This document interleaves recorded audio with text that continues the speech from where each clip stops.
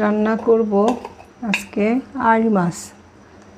তো আমি কিভাবে আড়ি মাছ রান্না করব সেটা শেয়ার করি। এখানে হচ্ছে ধনে জিরার গুঁড়ো একটু বেশি দিব, ধনে জিরার গুঁড়ো দিলাম, দিয়ে দিব কাঁচামরিচ, হচ্ছে লবণ, দিয়ে দিই হলুদের গুঁড়া, মরিচের গুঁড়া।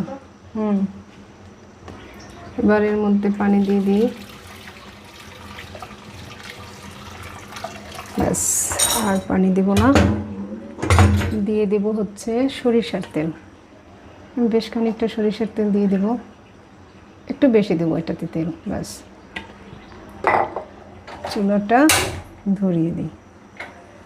এবার আমি এর মধ্যে আড়ি মাছটা ছেড়ে দেবো। এটা নদীর মাছ।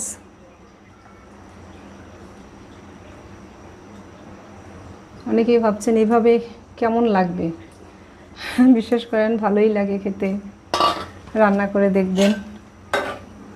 ব্যাস আর কোনো এটাতে কাজ নাই, এটা শুধু এখন রান্না হবে, কমে যাবে, তারপর অন্য একটা ভিডিওতে শেয়ার করব, কারণ অনেকটা সময় লাগবে, হতে থাক।